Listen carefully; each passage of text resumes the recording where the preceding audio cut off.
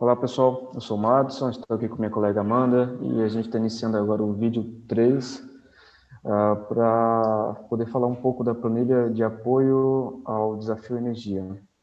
Bom, sobre o que a gente vai falar nesse vídeo? A gente vai falar sobre o levantamento dos equipamentos de climatização unitário e os equipamentos de refrigeração também unitários. Para início, tem a navegabilidade, que é usual em todas as abas dessa planilha, o campo de orientações e aqui de fato a gente já entra na inserção de dados. Em função do elevado número de dados que a gente espera receber dos hospitais para esse tipo de levantamento, foi pensado maneiras de simplificar essa tomada de dados. E uma delas seria a inserção desses dados por meio de grupos. É interessante observar que a formação desses grupos ela se dá por essas 4 características homogêneas, que a princípio teriam que se aplicar a todos os equipamentos do grupo. Isso daqui se refere à idade do equipamento, em que faixa que ele se encontra, se de 1 a 4 anos, de 4 a 9 ou mais que 9. A gente limitou, inclusive, as possibilidades dessas faixas para que, com isso, seja possível aos hospitais terem grupos maiores e assim ser facilitada essa inserção de dados. A capacidade térmica desses sistemas em BTUs Orion, o tipo deles, como a gente está falando de equipamentos unitários, basicamente split e ACJ e condicionadores de janela. A questão do fluido refrigerante é um ponto importante do ponto de vista ambiental e foi selecionada 4 famílias distintas de fluido refrigerante que vão desde aquelas que mais agridem o meio ambiente às que são mais amigáveis em relação ao meio ambiente, sendo que tanto o HCFC quanto o CFC já se encontram em desuso.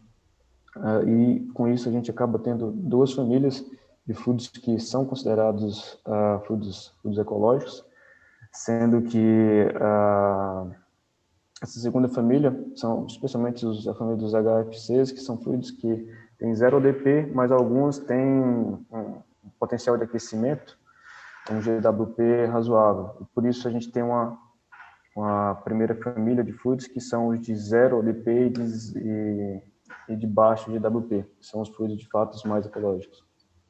Bom, entra no critério de quantidade desses equipamentos, que vai representar esse grupo. A questão do inverter e o tempo de operação, bom, quanto ao inverter, se isso é predominante ou não dentro do agrupamento que está sendo inserido.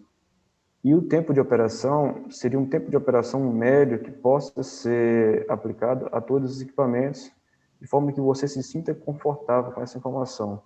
Se for identificada por parte do gestor, por parte do respondente dessa planilha, que há muita divergência quanto aos tempos de operação, que talvez seja interessante, em alguns casos, subdividir esses grupos, mesmo eles tendo essas 4 primeiras características homogêneas, é uma possibilidade também ao gestor. Bom, você quer comentar alguma coisa, Amanda? Não, por enquanto não. Nesse ponto não? Perfeito.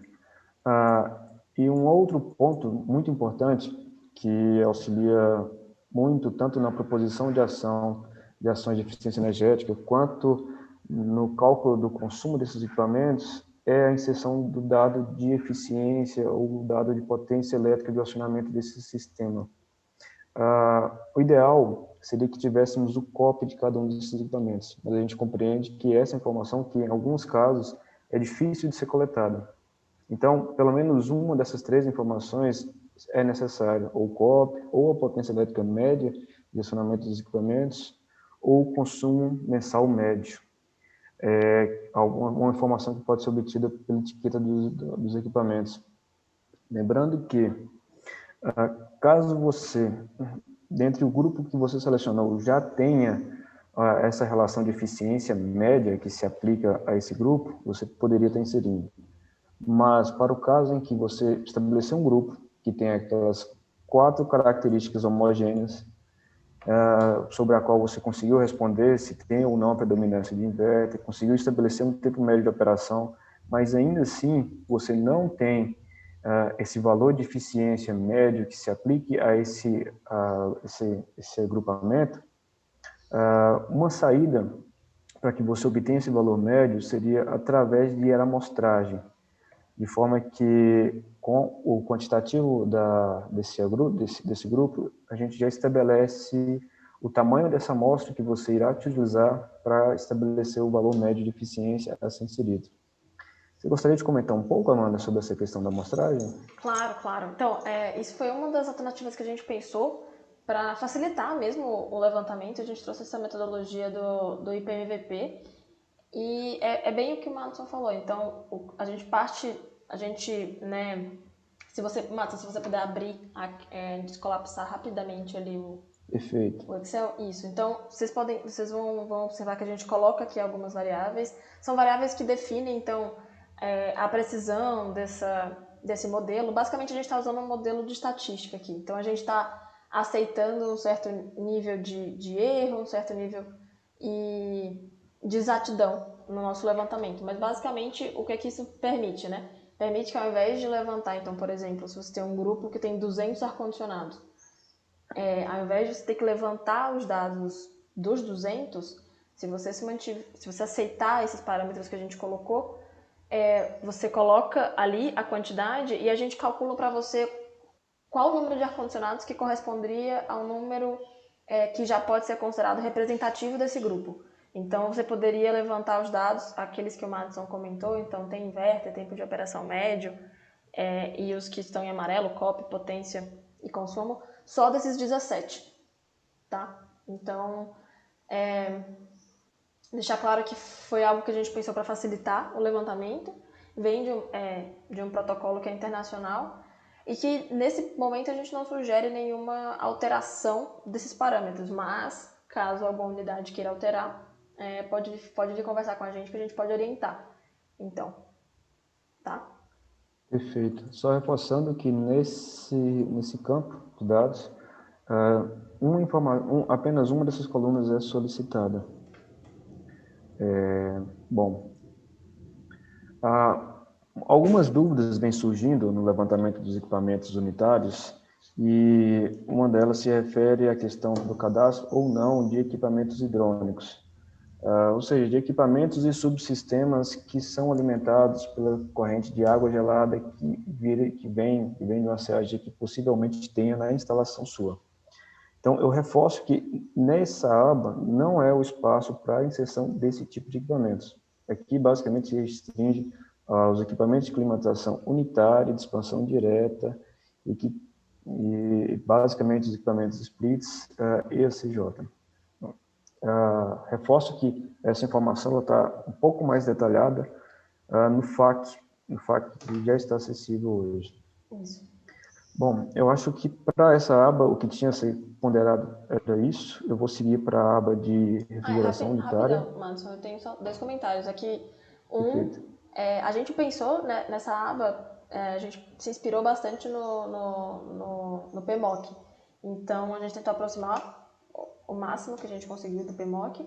E o que eu quero dizer com isso? Caso vocês tenham esses dados por ar-condicionado disponível, que possa ser preenchido, vocês podem preencher, tá? Ou seja, pode colocar um equipamento por linha e fazer o cadastro dessa maneira. Essa questão da entrada por grupos que a gente explica, ela não é obrigatória. Foi algo que a gente pensou para facilitar, mas ela é opcional. Esse é o primeiro comentário que eu tenho. E o segundo é também, assim como nas outras abas, ali em cima a gente traz o apanhado dos dados que vocês colocaram. Então, na seção de resumo, tem alguns dados que a gente achou bacana de mostrar para vocês, principalmente com relação à distribuição dos equipamentos de acordo com algumas características que a gente achou interessante, que é capacidade, fluido e idade. Mas era só isso que eu queria acrescentar mesmo. Perfeito, muito obrigado. É bem ponderado, bem ponderado. Essa entrada por grupos, ela é sim uma maneira de facilitar e simplificar essa tomada de dados, mas idealmente, se a gente tivesse essa entrada por equipamento, seria o melhor dos mundos. Mas a gente compreende essa limitação de tempo que a gente encontra nesse momento. Bom, seguindo para a aba de refrigeração unitária, ela segue, de novo, a mesma estrutura de orientação e de navegabilidade, de orientações. Esse é um comentário que nesse vídeo a gente escolheu, né, pular de climatização para refrigeração pela semelhança, tá? Do preenchimento. Sim, a entrada de dados de climatização unitária e refrigeração unitária é muito próxima. Uma das principais diferenças que acaba não tendo nessa aba é a inserção, é o cálculo da amostra para inserção dos dados de eficiência ou dos dados de consumo desses equipamentos. Isso porque a gente compreende que os equipamentos de refrigeração unitária, embora sejam muitos, mas tende a ser bem menos do que aquilo que a gente encontra de refrigeração unitária. Bom, segue de novo a mesma estrutura da idade média desses equipamentos, o tipo desses equipamentos em que eles se enquadram, a quantidade, a família de fluido refrigerante. Reforço que, de novo, esse é um ponto muito interessante do ponto de vista ambiental, que vale ser observado. Quanto à inserção dos dados que vão dizer para a gente o padrão de eficiência ou de consumo dos equipamentos, a gente listou aqui 4 possibilidades, seja a entrada do número de portas, volume médio, potência nominal média ou consumo mensal médio. A gente compreende que, às vezes, é difícil obter essa informação, por exemplo, de consumo mensal médio, especialmente de equipamentos que já não tem mais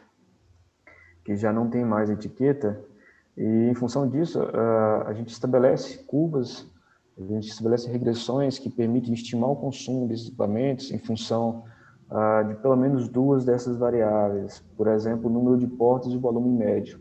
A gente consegue casar isso com informações tal como o tipo e a idade dos equipamentos, e com isso estabelecer aquilo que seria um consumo médio estimado para esse tipo de equipamento. Amanda, você tem algo a comentar nessa aba? Que apesar de não ter a questão do cálculo da amostra, que a entrada de grupos também é possível, a gente só não, por imaginar isso que o Madison comentou, que é um número menor, a gente não colocou essa abordagem por amostra, mas a entrada do grupo continua sendo possível. Então você pode colocar numa mesma linha, juntar aí, sei lá, 5, 6 equipamentos que são semelhantes, e agrupar. E aí lembrando, né, que essas 4 primeiras características é o que deve definir o grupo. Então são Nesse caso, variáveis são que... 3. Isso, são 3, desculpa, tem razão, porque a quantidade está ali, eu confundi. Mas basicamente é o que define o grupo, então tem que ser homogêneo, Sim. né? Para o mesmo grupo, os equipamentos que compõem aquele grupo tem que ter essas 3 variáveis exatamente as mesmas. E o outro comentário é com relação ao tipo. Vocês podem ver que ele é uma lista, e novamente a gente fez uma previsão do que seria mais recorrente, mas caso você não encontre um equipamento que você tenha aí, e como o Madison comentou, a gente usa isso para estimar o consumo, então se você tiver dúvida com qual desses equipamentos, o equipamento que você tem estaria mais próximo, você poderia também entrar em contato com a gente ou com o Eric do PHS para tirar essa dúvida. Perfeito. Bom, por último, tem uma informação, a gente marcou como opcional, que é a questão do nível da etiqueta predominante. Predominante quando for entrada para o grupo, se for entrada unitária, seria o nível de etiqueta do equipamento, que é uma informação interessante caso ela esteja disponível. Bom, por fim, a gente tem uma aba resumo, onde a gente traz a distribuição desses equipamentos. Creio que não tem mais nenhuma outra informação para esse momento. Eu acredito que, se tiver, mediante qualquer dificuldade nessa inserção de dados, no agrupamento, e demais outras etapas que envolvem a questão da refrigeração sanitária e climatização sanitária, a gente segue disponível, o Eric segue disponível, o guia, o institucional, ele também traz uma série de informações que são pertinentes, além do FAQ, que hoje já está sendo utilizado para poder sanar alguma dessas dúvidas. Amanda, você tem mais algum ponto? Acho que só um acréscimo que você tinha comentado numa outra aba, que aqui nessa também a gente calcula para você aqui na lateral da direita, a gente calcula para você um consumo já desses equipamentos. Claro que é um consumo que ainda vai passar por uma análise nossa, isso aí é um primeiro valor a qual a gente chega com esses dados que vocês preencheram, mas que a gente achou legal também que a gente trouxesse para vocês. Então, né, é só isso mesmo. Perfeito.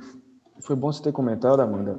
De fato, a gente traz essa estimativa de consumo para refrigeração unitária, para HVAC unitário também. Para HVAC unitário, inclusive, essa é a informação mais sensível e eu até coloco ela, nesse primeiro momento, como uma informação mais preliminar.